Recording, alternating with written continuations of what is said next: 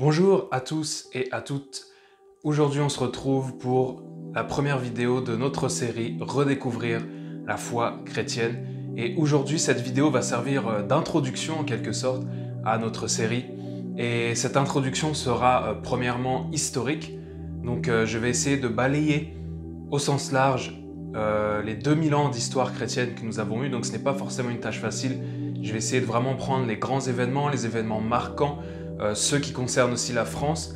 Mais voilà, n'hésitez pas, si jamais il y a des points que j'ai abordés où vous aimeriez entendre un peu plus à ce sujet ou un approfondissement, n'hésitez pas à me le faire savoir pour que je puisse, pourquoi pas, faire une vidéo sur un point précis. Si jamais aussi il y a des moments importants que j'aurais pu omettre ou que vous pensez qui auraient mérité leur place en fait dans cette vidéo, n'hésitez pas aussi à me le faire savoir et je le rajouterai peut-être éventuellement dans une autre vidéo. Alors l'approche historique, notre introduction historique sur l'histoire du christianisme afin de redécouvrir la foi chrétienne. Alors, il faut savoir que l'an 0 est marquant pour toute l'histoire de la planète et de l'humanité, puisque c'est sur cet an 0 que notre calendrier occidental va se placer. Qu'est-ce qui se passe avant l'an 0 ? Avant l'an 0, nous avons tout ce qui se trouve dans l'Ancien Testament, dans la Bible. Et tout ce qui est annoncé vient pour préparer, pour préfigurer et donc annoncer la venue du Christ. Il est annoncé dans tout l'Ancien Testament et nous voyons sa venue donc à partir de l'an 0, même si on veut plus d'exactitude, il se trouve que notre calendrier, lorsqu'il a été placé sur l'an 0, il y a eu une petite erreur de calcul et donc Jésus serait plutôt né quelques années avant l'an 0 et pas exactement sur l'an 0. Donc Jésus vient, il arrive, Dieu fait chair, vient, Dieu prend forme humaine et vient sur terre afin d'accomplir le plan du salut, afin d'aller jusqu'à la croix. Donc il va vivre toute sa vie sur terre parfaitement en soumission à Dieu le Père.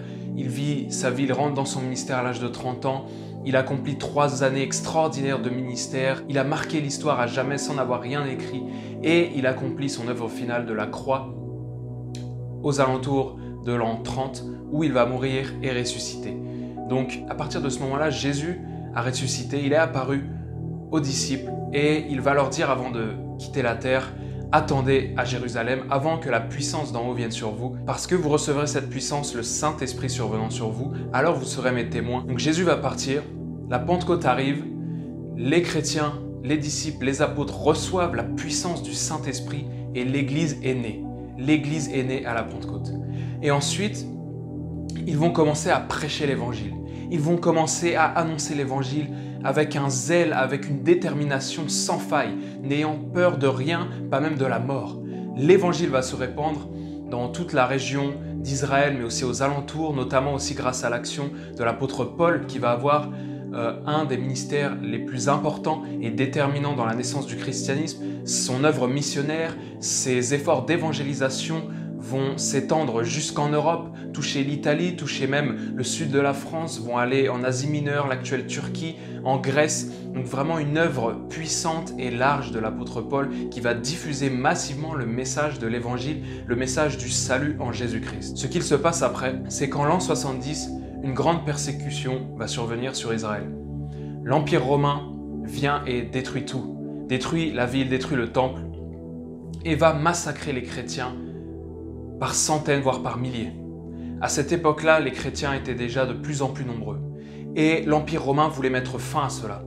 Voulait mettre fin à cette soi-disant secte, comme ils l'appelaient à l'époque, qui pouvait, selon eux, mettre en péril l'Empire romain. Et donc l'Empire romain va tuer, massacrer les chrétiens. Il est dit, selon l'histoire, qu'ils ont tellement crucifié de chrétiens sur des croix qu'il n'y avait plus assez de bois et ils en ont même crucifié sur les murailles de la ville. Ce qu'il se passe ensuite, c'est que les Romains, voyant qu'en tuant les chrétiens, ils n'arrivent pas à les exterminer, en tuant un chrétien, il y en a 10 qui sortent ailleurs, en tuant 10, il y en a 100 qui réapparaissent, ils vont dire aux chrétiens, ils vont chercher à être plus malins, et ils vont dire aux chrétiens: rassemblez-vous, trouvez un mouvement, fédérez-vous, regroupez-vous, il faut que vous ayez un mouvement, il faut que vous ayez une organisation, il faut que ce soit quelque chose de concret.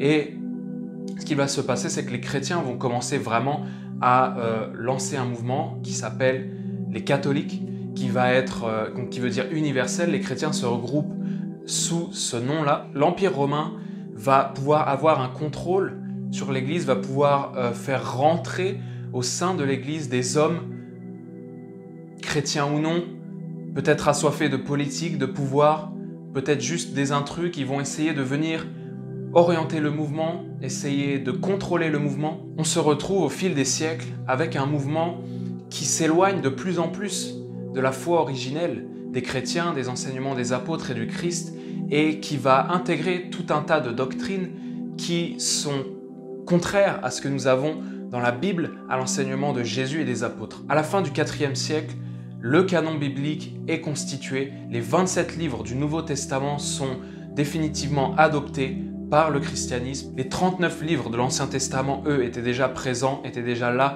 regroupés par les Juifs, et les 27 du Nouveau Testament ont été adoptés, les livres apocryphes n'ayant pas été retenus.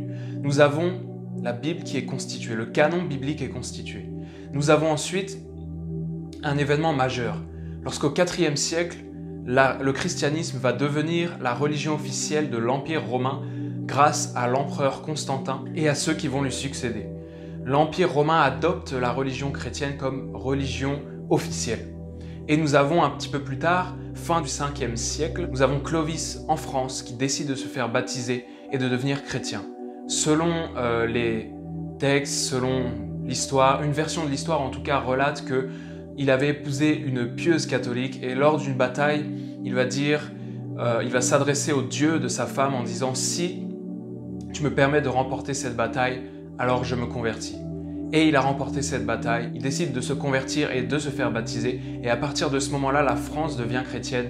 Et par la suite, l'Europe va suivre ce mouvement et l'Occident, l'Europe en tout cas occidentale, va être christianisée. Mais à cette époque-là, l'Évangile avait déjà touché une partie énorme du monde. Nous avons ensuite des siècles et des siècles de christianisme qui va devenir de plus en plus institutionnel, de plus en plus religieux, qui va devenir de plus en plus une grosse institution.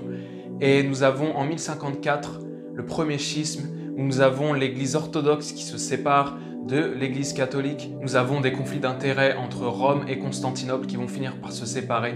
Et nous avons au fil des siècles le Moyen-Âge qui se passe et nous avons un christianisme qui s'éloigne de plus en plus de la révélation des apôtres, du christianisme primitif, de cette vie de miracle, de puissance, d'évangélisation vraiment authentique et d'authentiques expériences avec le Saint-Esprit pour devenir vraiment une religion et une institution de plus en plus humaine. Par la suite, le Moyen-Âge donc est une période vraiment sombre de l'histoire humaine, mais aussi sombre pour le christianisme. Nous avons un christianisme qui s'est tellement éloigné de ce qu'il était au début. Nous avons une Bible qui est interdite, les gens ne la connaissent pas, ils ont peur, l'Église et l'État ne font plus qu'un, menacent même pas les chrétiens, mais le peuple en disant si vous n'allez pas à l'Église, vous irez en enfer, si vous ne faites pas tel service, etc., vous allez en enfer. On a une Église qui est mélangée avec la politique, avec le pouvoir en place, etc., qui dévie énormément de la parole de Dieu, qui tombe dans des hérésies incroyables.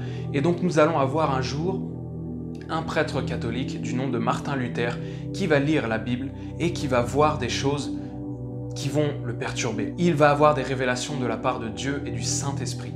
Une révélation sur le salut par la foi, salut par grâce par le moyen de la foi, et aussi sur les indulgences et sur les thèses. Donc il va faire 95 thèses qu'il va placarder à son église et il va dire voilà, moi j'ai lu la Bible et j'ai comparé par rapport à ce que je vois dans le catholicisme. Voilà toutes les hérésies que j'ai vues, ce qui n'est pas normal, je le placarde sur mon église et je me sépare de ça. Dieu a initié un mouvement à travers cet homme de séparation. Le 31 octobre 1517, la réforme protestante démarre et ce sera la plus grande réforme de toute l'histoire du christianisme.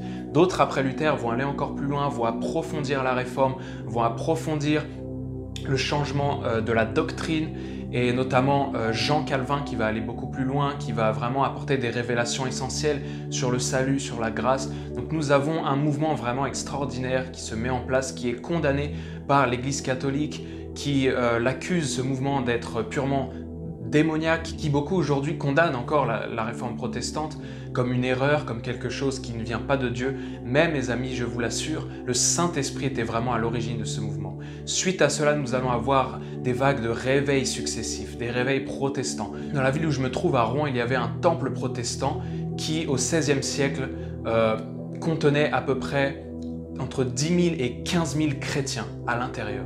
Donc oui, les méga-churches ont existé en France. Il y avait un réel réveil du protestantisme qui a frappé tout le monde occidental. Et suite à ces réformes protestantes, nous avons des vagues de réveils successifs, des vagues de salut, de conversion. Nous avons en France, nous avons eu les Huguenots, nous avons eu le réveil des Cévennes. Il y a eu les grands prédicateurs de plein air comme John Wesley, George Whitefield qui étaient anglais, qui ont fait des réveils extraordinaires, qui sont allés évangéliser les colonies américaines sur le nouveau continent, qui ont gagné des foules innombrables à Christ. Des fois, ils prêchaient à des assemblées de 50 000 personnes comme ça en plein air, vraiment des mouvements extraordinaires. Nous avons eu les anabaptistes, le méthodisme, les mouvements de sainteté, tout cela pour arriver à une époque cruciale, le début des années 1900. Nous avons en 1904 le réveil du Pays de Galles qui va être un réveil surpuissant avec Evan Roberts, c'était extraordinaire, une vague de conversion, 100 000 personnes je crois en un an de convertis, un réveil qui a touché énormément de monde, qui a impacté énormément d'églises. Suite à ce réveil, 2 ans plus tard, en 1906, nous avons le réveil d'Azusa Street en Californie, à Los Angeles, qui va marquer une époque nouvelle, une ère nouvelle, celle de l'église de Pentecôte et du pentecôtisme, le retour du don des langues, vraiment une affirmation et une prédication ointe de l'évangile avec la puissance du Saint-Esprit, avec les miracles, les signes, les prodiges et la guérison. Ces 2 réveils-là ont impacté le monde entier et ont impacté et ont été à l'origine de la naissance de la plupart des mouvements d'églises évangéliques que nous avons aujourd'hui. S'ensuivent des vagues de réveil qui vont toucher le monde entier, des évangélisations massives, des croisades en Afrique, en Asie, en Amérique du Sud, en Amérique du Nord, en Europe, vraiment des mouvements de Dieu, des conversions par milliers, par centaines et des âmes gagnées au Seigneur par milliers, des miracles, des signes, des prodiges. Une ère nouvelle est née et de plus en plus la révélation a augmenté parce que nous nous trouvons dans les temps de la fin, la révélation a augmenté. Nous avons un christianisme qui va de plus en plus redécouvrir la véritable doctrine biblique et authentique, revenir vraiment regagner de la révélation qui s'était perdue au fil des siècles pour nous conduire aujourd'hui où nous en sommes. Et je voudrais quand même faire une parenthèse sur 1930 où nous avons le réveil pentecôtiste en France qui a duré plusieurs décennies, qui a été extraordinaire avec des centaines voire des milliers d'âmes gagnées au Seigneur, des miracles, des signes, des prodiges, des guérisons de tout ordre, vraiment un réveil surpuissant en France qui a eu lieu, qui n'est pas forcément très connu de la plupart des chrétiens aujourd'hui, de ma génération en tout cas, mais qui a été vraiment quelque chose d'extraordinaire que le Saint-Esprit a opéré en France. Ensuite, nous arrivons à l'époque d'aujourd'hui où nous avons un christianisme avec diverses dénominations. Nous avons plus de 2 milliards de chrétiens dans le monde aujourd'hui en 2020. Nous sommes la religion également la plus persécutée au monde avec plus de 260 000 chrétiens persécutés dans le monde selon les chiffres officiels. Et donc cette religion chrétienne, cette Bible qui est accusée d'être falsifiée, a survécu depuis 2000 ans. Elle est certifiée comme étant le livre le plus fiable qui existe, avec tout un tas de textes redécouverts au fil des siècles et de manuscrits qui venaient confirmer les versions que nous avions déjà. Nous avons un mouvement et une foi qui a survécu plus de 2000 ans et qui existe encore aujourd'hui et qui connaît encore une expansion extraordinaire sur les 5 continents.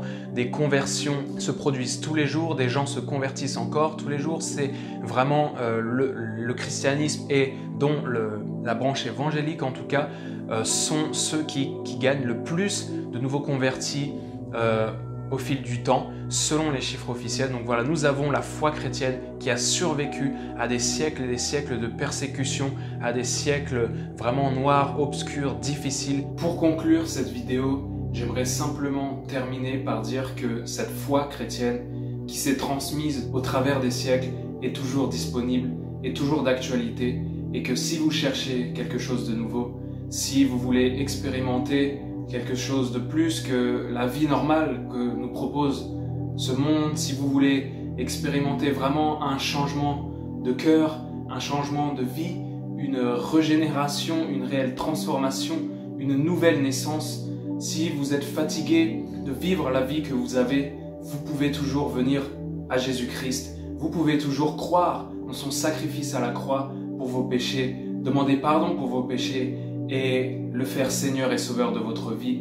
Et ce que Jésus-Christ a opéré dans la vie des premiers chrétiens et de tous les chrétiens qui nous ont précédés, il peut le faire aussi en vous. Les miracles qu'il a fait dans leur vie, il peut les faire dans votre vie aussi. Il peut vous délivrer des ténèbres de votre vie. Il peut vous délivrer de vos addictions, de vos mauvais penchants, de tout ce qui peut vous tirer vers le bas ou vous condamner, de votre culpabilité ou de vos remords. Jésus peut vous sortir de tout ça. Cette foi existe toujours, cette foi est toujours disponible. Le Christ est toujours vivant, il est toujours présent pour vous. Il sauve toujours, il guérit toujours. La seule chose que vous avez à faire est de lui ouvrir votre cœur et de croire et de l'accepter. Voilà, c'était notre vidéo d'introduction historique sur l'histoire du christianisme. J'ai essayé vraiment de faire une approche globale et rapide parce qu'il y aurait tellement de choses à dire.